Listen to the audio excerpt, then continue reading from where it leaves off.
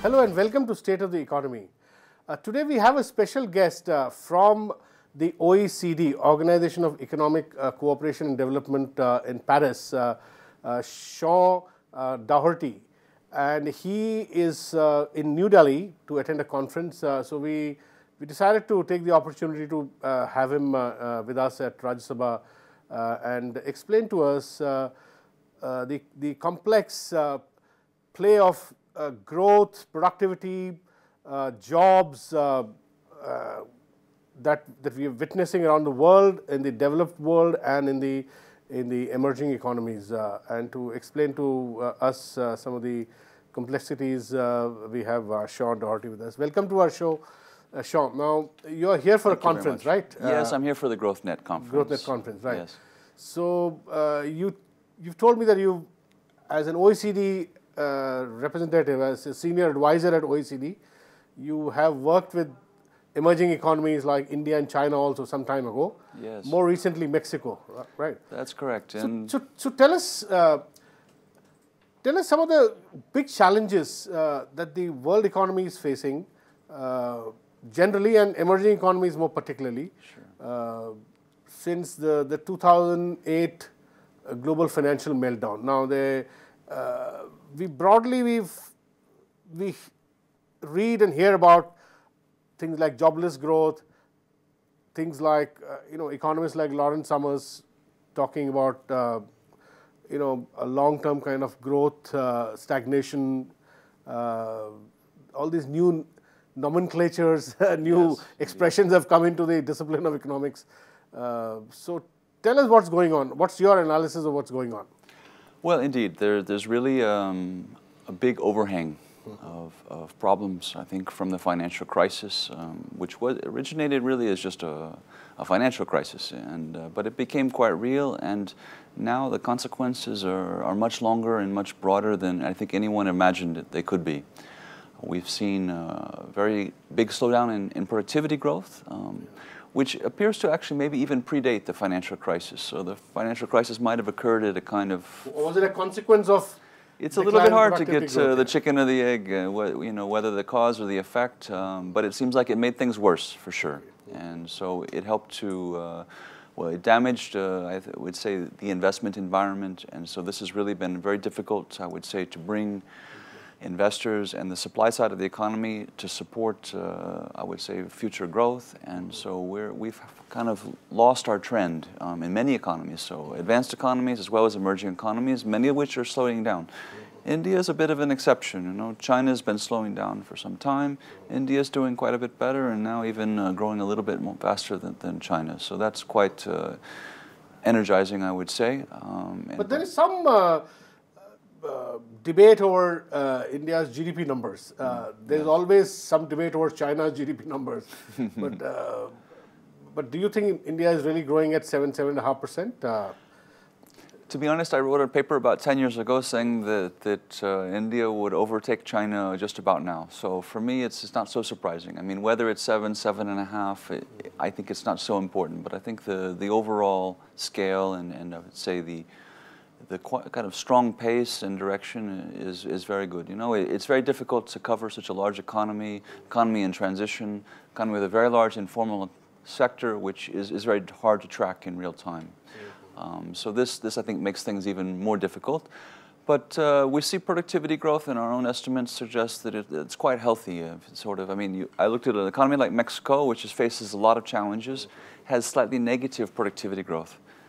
But in India, we have maybe 3-4 percentage points per year of productivity growth. And this is this is total factor productivity growth, which means that you basically get it for nothing. I mean, you have the same amount of capital and labor, and you grow 3 percentage points faster than you would otherwise. Okay.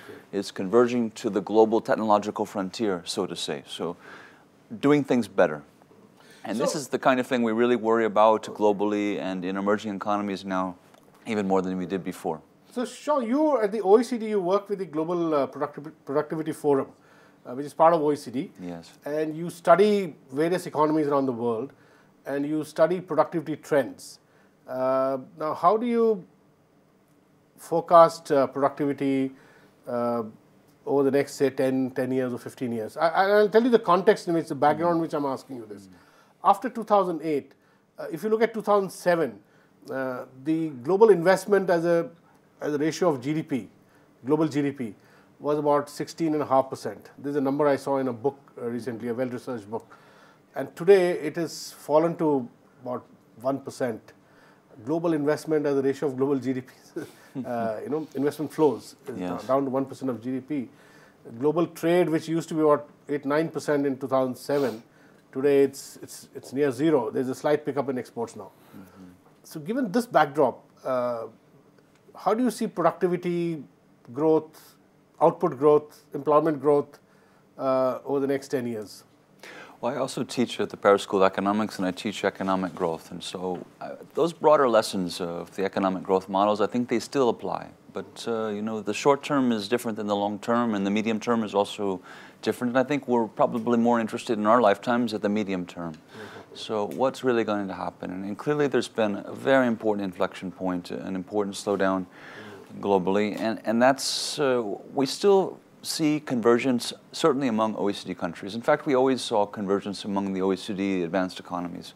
The bigger question was... Convergence in what sense? Convergence in the sense of poorer countries will converge to advanced countries' income levels eventually. Okay.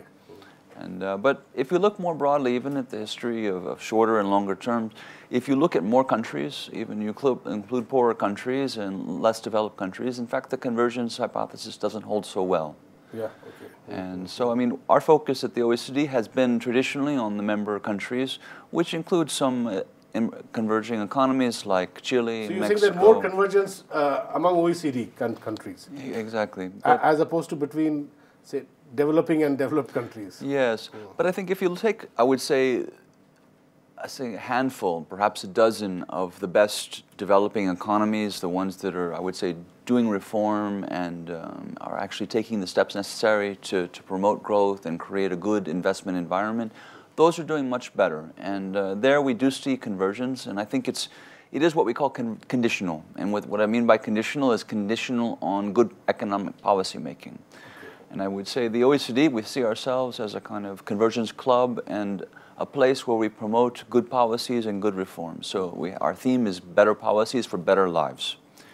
And this idea, I think, is very important. And it's also been an important theme of the G20, which India is a very active member of, and the OECD has been quite supportive of this process and trying to help identify the best reforms that can help to maximize growth in the short to medium term. Tell me 2 or 3 of these reforms that would help grow the economy, grow productivity, grow employment, say, for a country like India. Since you have in the past worked with India and China, or worked on India and China. No, and also some things that I heard today, which I think really fit in that. I mean, quite encouraging ideas from several ministers of Indian ministers talking about the things that are going on here. I think GST is a great example of a kind of policy. It's a big fiscal reform. It's a very challenging one, particularly in a federation like India. And that's going to help to create a bigger single market. It'll reduce barriers to trade within the economy. And India is quite a large economy.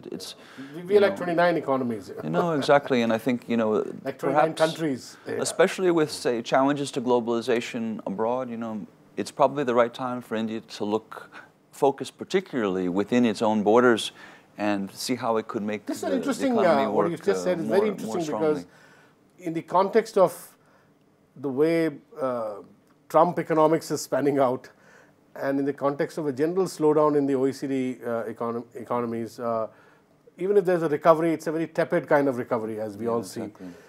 So there is a big debate within India on whether India should focus a lot more on internal reforms and grow productivity within, even in the context of India is one of the biggest exporters of IT services.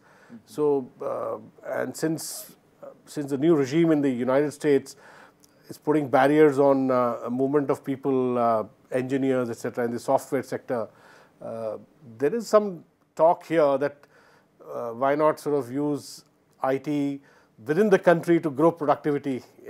So how do you see these debates?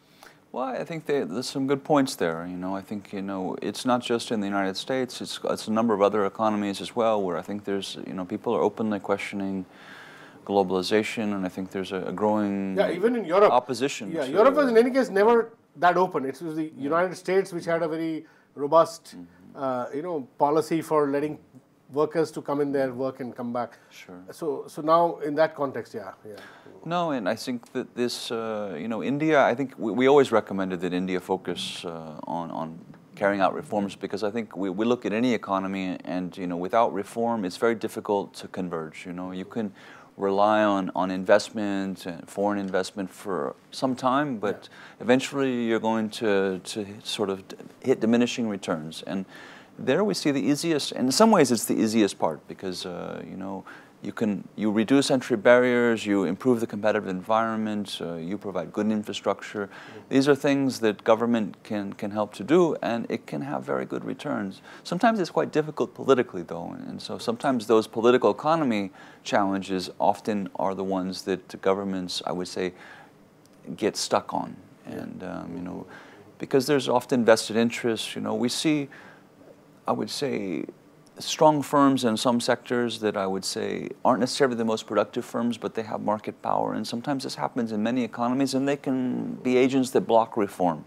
And so building institutions that can help to overcome those kinds of actors, and I would say look at the best interest of the economy, are really important. So strengthening the competition framework, making sure that the startup environment is very good, that it helps to promote young firms, that they can get access to finance, to venture capital, and these kinds of things that can really help to improve the dynamism of the economy. And well, just getting back to GST, I think it will be very important to really, I would say, reduce the internal barriers to trade, inefficiencies in the tax system, and these kinds of things. And then we can think even more broadly at just the legal system, making you know, contracts more predictably enforced, improving the quality of labor regulation, so that, you know, it understands that the economy is a global economy, and that there's a kind of important to have flexibility among firms, but at the same time also protect workers. Because you mentioned earlier jobless recovery. We've seen this in many economies, and it's India important.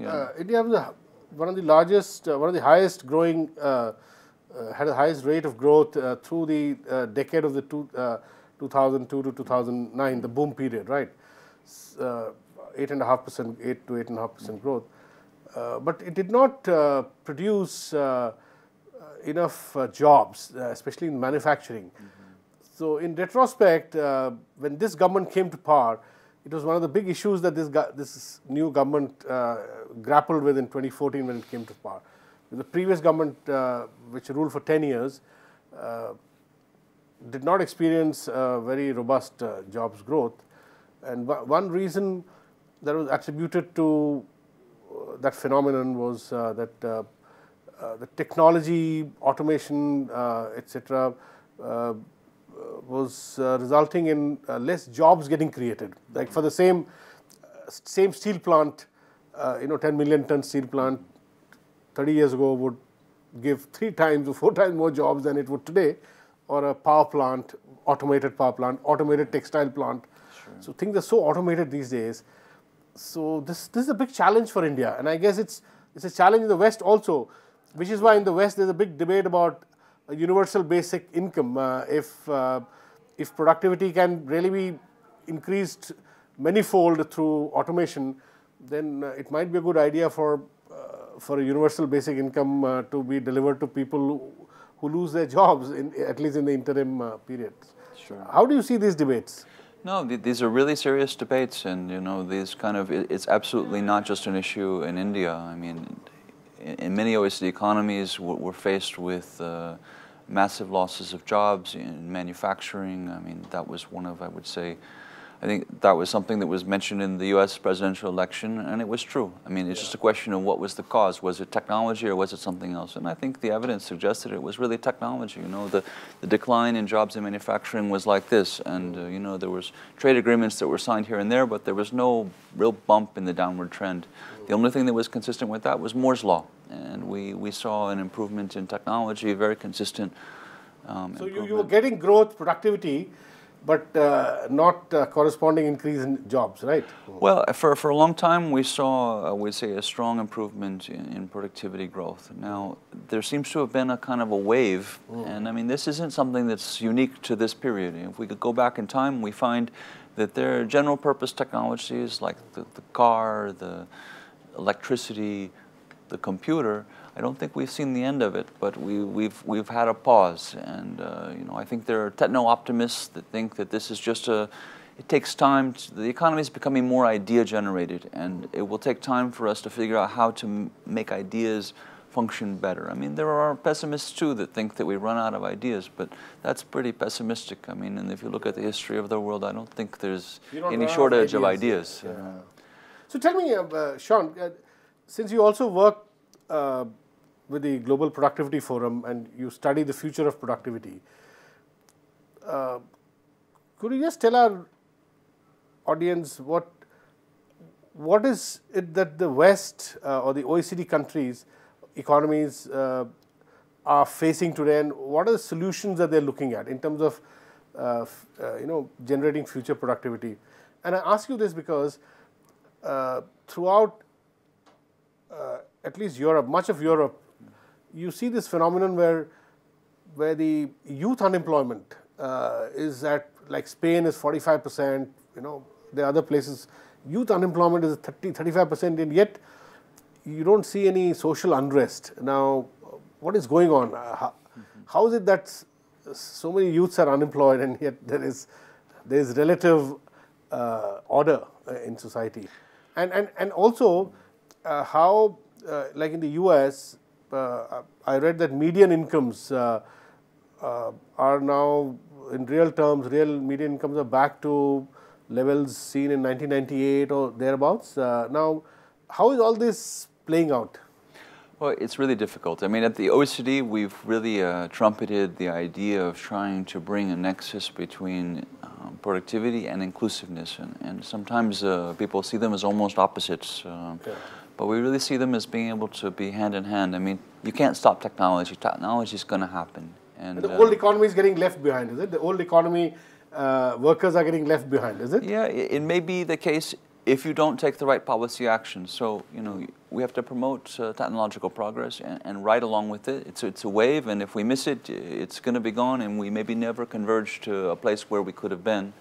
But at the same time, we have to bring everyone along. So that means that we have to have social policies, and that's about tax policies, transfer policies. We haven't really made up our mind about universal basic income, but I would say basic transfer policies are fundamental, and you know, making sure that people don't get left behind. But even more fundamental than that is good quality education.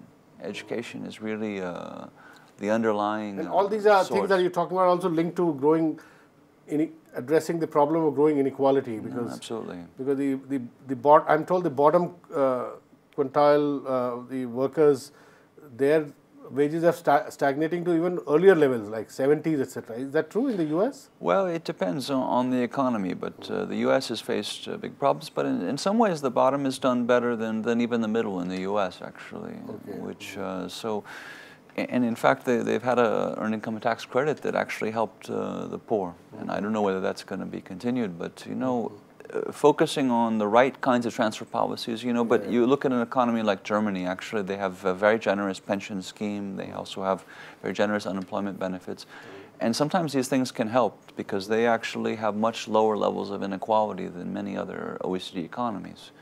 And so adjusting for that, you know, allowing the economy to remain flexible, but then also protecting the people that get left behind, but then also helping them to come back. So that's job training, beyond basic education, and focusing a lot on education quality. And we really, that's really critical because, you know, years of education aren't where it's at anymore. It's about getting the right kind of education. Maybe you can even do it much shorter and from home. There's many different, you know, and then providing good infrastructure, the connectivity, the kind of basic infrastructure that government can help to support. These are also very important, so people don't get left behind also in regions, you know, where they can't. It's interesting you're talking about education because I recently read an article in The Economist magazine which talked about precisely education, and it said that in the 20th century the first industrial revolution Marcus process happened alongside education reforms like the high school, graduation, post graduation. Those are the kind of education modules which came along with the first industrial revolution, second. But now it's said that we are on the threshold of the fourth industrial revolution, but there isn't the kind of education system to drive that, or so you think that's a problem? Well, we see problems in many countries. So it's I think in fact educational disparity and it is a problem in many economies. So you have very good achievement among some schools, some groups of students, but then you have very strong segmentation. But that's in fact, it's also almost as big a problem as low average education. So really ensuring that education is good across the country, in every country of the OECD is fundamental. And you see some countries that are actually reverting. That's a big concern. Or stagnating in their education quality. I don't know, there was some discussion even that might even be the case here in India. I'm not sure if it's really true or not. So in your Global Productivity Forum, do you study different countries and suggest different kind of solutions on the education side? We do, but I would say education is not the focus of the forum, but it is a big focus of the OECD. We have something called the PISA exam, which allows countries to compare themselves on the same playing field across the world. I think we have 70-something countries that now participate, including now India, but only for some specific states. China participates also just for some specific states, so we don't really know exactly. Well, they actually have done the best until recently. Finland also has done very well. But if you look, I would say, as a whole, I mean, other things are also very important. You want to have a very good regulatory environment. And this is critical. Having low entry barriers, allowing firms to enter markets, not protecting incumbent players that charge prices that are above inefficient, maybe crowding out new players and new entrants. These are some of the reforms which are necessary. Yeah. Tell me, in the context of protectionist policies being adopted by many countries today, starting with the biggest one, the US, how do you see economic growth in sort of trade panning out? If countries start looking inwards, then all the gains of globalization in terms of supply chains, efficient supply chains coming up all over the place, do you think they are at risk today, considering policies followed in some of the countries, US, Brexit, etc.? No, many other European countries also, I hear murmurs about wanting to leave the European Union. What's going on? They're clearly under threat. So now, whether the actual Brexit is clearly moving forward. So that's I would say a real threat to, I would say, I mean, potentially for the UK and perhaps to Europe in particular. For the US, it's a bit harder to say. I mean, perhaps these are just bluff, and that they won't actually follow through with some of these protectionist moves, which would probably just create a trade war, and I think everyone would lose. So. You don't think the US will put a 45% import tariff on China? It's very hard to imagine. I mean, it might be something that they would threaten and maybe even do selectively, but I think that it's hard to imagine that anyone could gain. I mean, usually we think that people are a bit self-interested, even for their own country as a whole, and I think it could only end it badly. And so... It's like cutting your nose to spite your face. Yeah. No, exactly. And so it doesn't seem to quite add up. Maybe they're trying to scare other countries' policymakers into thinking that they might do it, so that then they can get some kind of concessions. But even those kinds of, even the talk, I think it does raise concerns and risks and uncertainty in the global economy. And I think it dampens investor enthusiasm for many types of investments, and it definitely threatens to break up global value chains, which have become, I would say, fundamental to our trade. We're looking a lot at Mexico, and a car passes the U.S.-Mexico border and also the Canadian border half a dozen times before it yields on even lands on the factory floor, and and much less gets to the consumer. And so you are generally optimistic that these threats won't be followed up on by different regimes? I guess I'm cautiously optimistic that assuming everyone is sort of rational, that these things won't really be executed. But I mean, some of the things could really happen, and I mean, it's certainly going to dampen investor enthusiasm. Probably many countries that have relied very heavily on global value chains, they might think about certain trade relationships, and they might focus on different ones. I mean, Mexico is already focusing, I would say, more on integration with other countries rather than their northern neighbor on some of the new investments. So let us hope some rationality prevails at the global level. Thank you very much for talking to us, Sean Dougherty. It was nice having you with us. It's my pleasure. Thank you so much. So that's all we have in this edition of State of the Economy. We'll be back with you next week. Thanks for watching.